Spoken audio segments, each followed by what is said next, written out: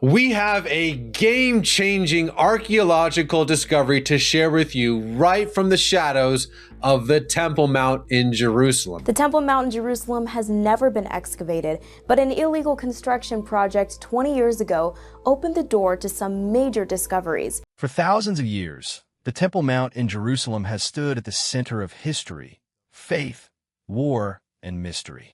Beneath its stones, generations have come and gone. Kingdoms have risen and disappeared, and civilizations have rebuilt over the remains of those that came before them. Yet despite its extraordinary importance, much of what lies beneath this ancient hill has never been properly investigated. The reason is simple. Digging beneath the Temple Mount is not like excavating an ordinary archaeological site. Every stone is connected to a religious tradition, a political claim, or a historical memory. One excavation could produce an archaeological breakthrough or trigger a crisis that reaches far beyond Jerusalem. That is why researchers have increasingly turned toward technologies that can look underground without putting a shovel into the soil.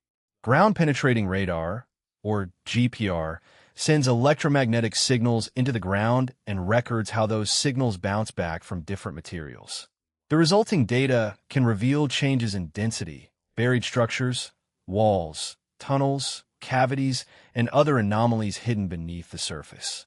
And when researchers began examining areas around the Temple Mount using non-invasive surveying techniques, the results raised a disturbing question. What if the ground beneath one of the most important religious sites on Earth was hiding structures that had remained invisible for centuries?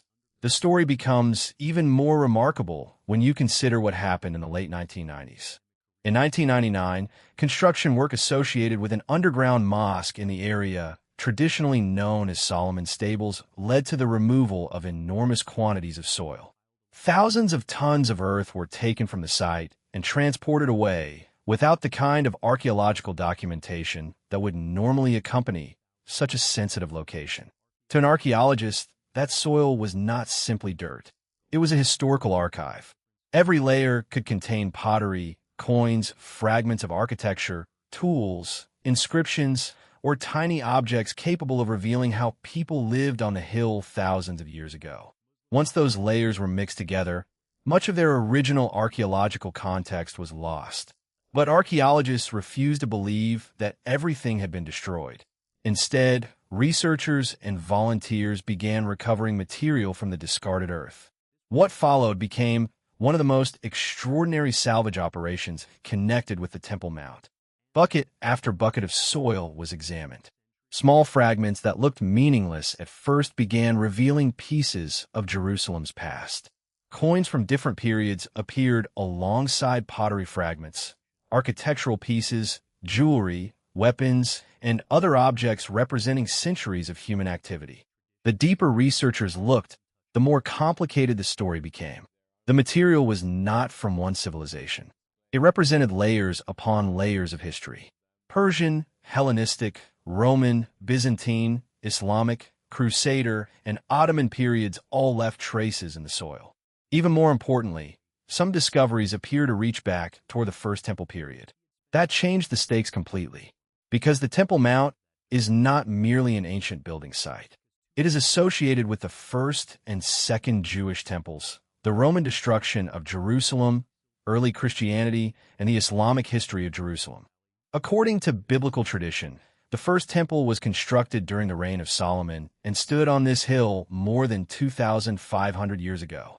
It was later destroyed by the Babylonians in 586 BCE. A second temple was eventually constructed, expanded dramatically under Herod, and then destroyed by the Romans in 70 CE. For centuries afterward, new civilizations occupied, modified, and rebuilt the landscape. That means the ground beneath the modern surface could potentially contain physical traces from several completely different worlds. And this is where remote sensing becomes so important. Unlike traditional excavation, radar and other imaging techniques can potentially identify underground structures without immediately disturbing them. Researchers can create subsurface maps, compare anomalies with historical plans, and determine whether strange underground signatures correspond to known architecture or something that has never been properly documented. Historical surveys provide another piece of the puzzle. Older explorers and surveyors recorded tunnels, chambers, staircases, cisterns, and underground spaces around Jerusalem long before modern scanning technology existed. Some of those observations were incomplete, some were difficult to verify, and some were simply forgotten. Modern researchers can now compare those old observations with new geophysical data. When underground anomalies appear in the same locations as features described in historical surveys, the possibility of genuine buried architecture becomes much harder to dismiss. But there is an important distinction. A radar image does not automatically prove that an ancient chamber exists. An anomaly can have multiple explanations. Natural geological formations, changes in soil composition, modern construction, ancient foundations, and empty spaces can all produce unusual signals. That is why archaeologists must be extremely cautious when interpreting these scans. And yet, the possibility remains extraordinary. Imagine standing on the surface of the Temple Mount, surrounded by some of the most recognizable monuments in Jerusalem, while beneath your feet are spaces that may have remained untouched for centuries. You would never see them. You would never hear them. But technology might reveal their outlines. And the deeper researchers investigate Jerusalem's underground landscape, the more obvious one fact becomes. The visible city is only part of the story. Beneath the modern structures are tunnels, retaining walls, ancient water systems, caves, foundations, and spaces whose original purposes are still debated. Water, in particular, appears to have played a critical role. Jerusalem sits in a region where water management was always a matter of survival. Ancient builders developed sophisticated systems of cisterns, channels, reservoirs, and underground passages to collect and store water. Some of these systems are remarkably old. Others were modified repeatedly by later civilizations. A single underground chamber could therefore have a complicated history, with one generation constructing it, another expanding it, and another sealing or repurposing it. That is precisely why the Temple Mount remains such a difficult archaeological puzzle. You're not looking for one lost building. You're looking through thousands of years of construction. And somewhere within those layers may be structures connected to periods that are still poorly understood. The most tantalizing possibility concerns the First Temple period.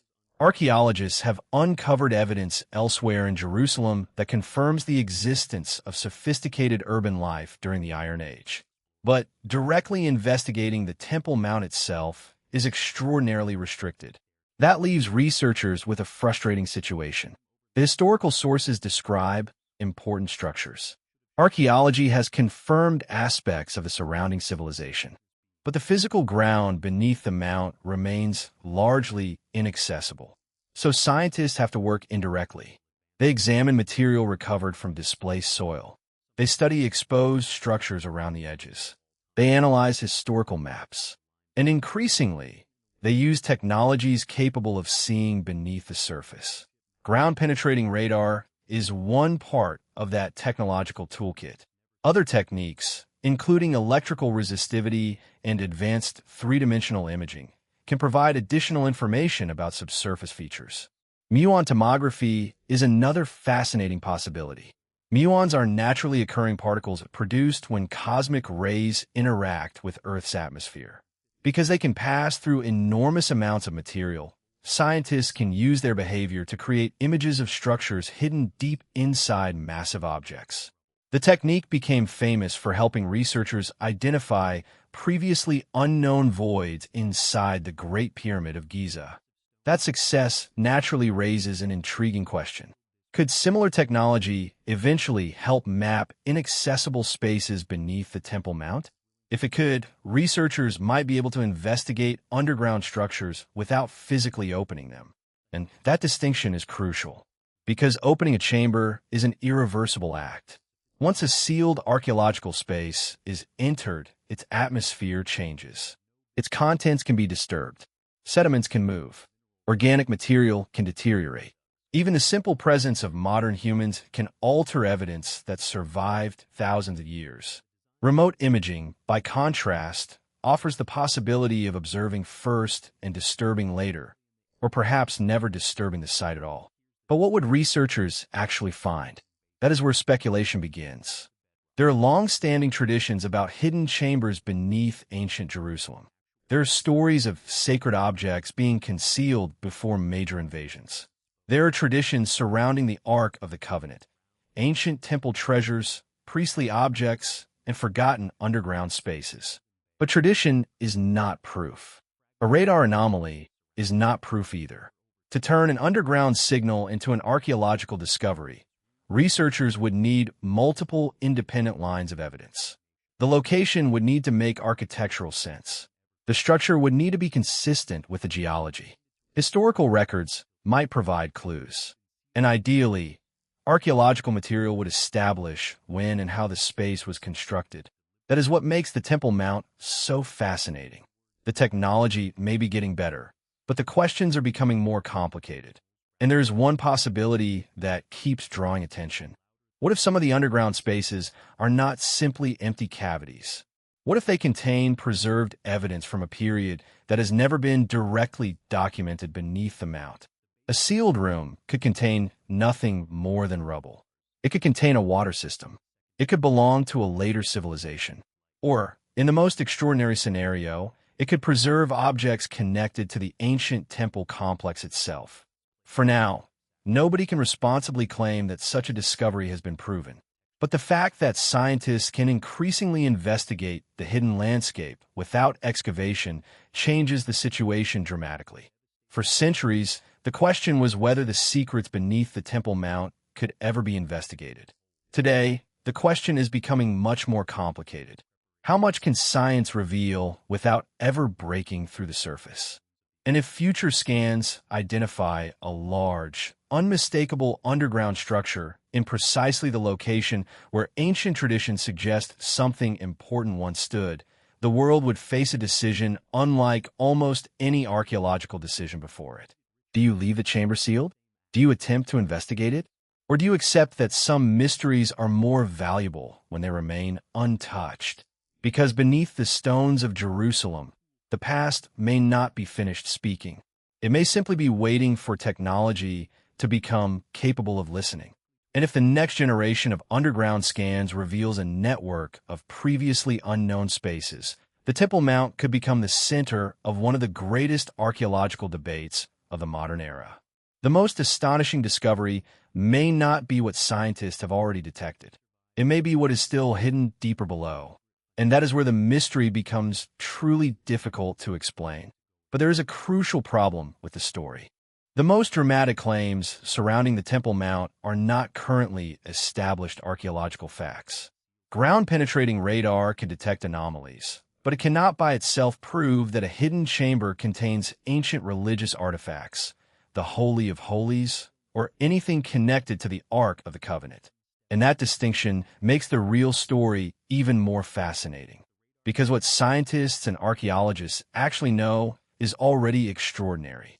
The Temple Mount Sifting Project describes its recovered material as the first archaeological data originating from Temple Mount soil, precisely because systematic excavation of the mount itself has never taken place. The project has processed thousands of tons of disturbed earth and recovered hundreds of thousands of artifacts, including pottery, coins, jewelry, weapon fragments, architectural pieces, and other remains spanning many periods. These discoveries do not reveal one secret chamber. They reveal something potentially more important. The Temple Mount has been continuously transformed by human activity for thousands of years. The soil itself became a kind of time capsule. A coin could belong to one empire. A pottery fragment could belong to another. A piece of architectural stone might have once formed part of a building that disappeared centuries ago. And when thousands of these objects are studied together, they begin reconstructing a history that cannot be recovered simply by reading ancient texts. That is why the 1999 construction work remains so significant. According to the Temple Mount Sifting Project, more than 9,000 tons of soil were removed during the controversial work and dumped in the Kidron Valley. The material had lost much of its original archaeological context, but researchers began systematically recovering what could still be saved. The tragedy became an opportunity. Instead of asking only what had been destroyed, archaeologists began asking what could still be recovered. And the answer turned out to be enormous. Today, the project reports hundreds of thousands of recovered artifacts awaiting publication or further study. But the underground landscape presents a different challenge. Even when radar detects an anomaly, archaeologists still have to determine what it actually represents. A cavity might be ancient. It might be medieval. It might be part of a later construction phase. It might even be a natural geological feature. This is why claims about enormous sealed chambers beneath the dome of the rock must be treated cautiously unless supported by published archaeological evidence. Yet there is no doubt that non-invasive technology has transformed archaeological research in Jerusalem. Ground-penetrating radar has already been successfully used elsewhere in the city to identify buried structures, cavities, channels, walls, and changes in subsurface materials. Research at the Church of the Holy Sepulchre, for example, demonstrated that GPR can help researchers visualize hidden archaeological features without immediately excavating them. And researchers have also used GPR to study the Western Wall and surrounding archaeological structures, producing detailed 2- and 3-dimensional images that can help archaeologists understand construction and architecture. So the technology is real. The mystery is real. But the conclusions must remain grounded in evidence. And perhaps that is what makes the Temple Mount so difficult. Every discovery has consequences beyond archaeology. The site is sacred to Judaism, Christianity, and Islam. Any excavation, structural modification, or announcement about an ancient discovery can become part of a much larger political and religious argument. That means researchers cannot simply arrive with heavy equipment and start digging. The archaeological question is only one part of the problem. There is also the question of preservation. There is the question of access. There is the question of religious authority. And above all, there is the question of what might happen if an archaeological discovery appears to support a particular historical or religious claim. Imagine, for example, that future scanning produced convincing evidence of a large ancient structure beneath an unexplored section of the mount.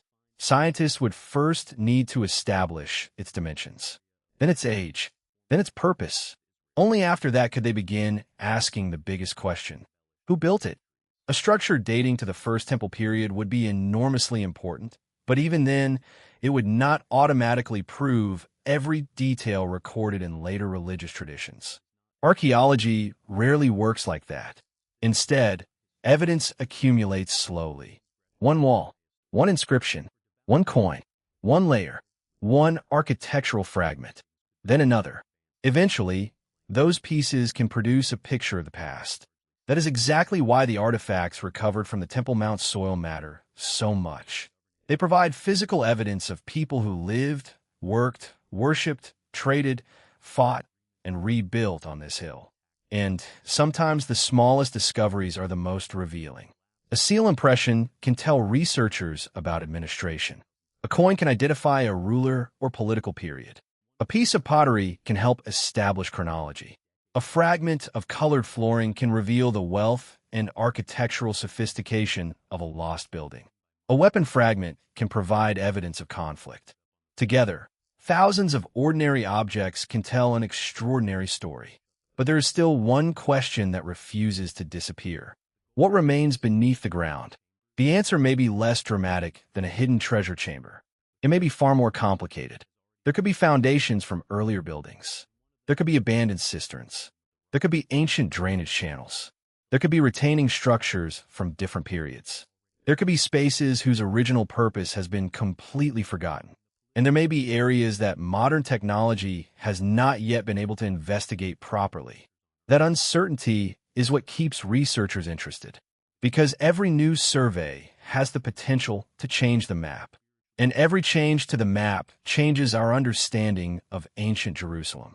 The Temple Mount has already survived destruction, reconstruction, earthquakes, political upheaval, and centuries of religious transformation.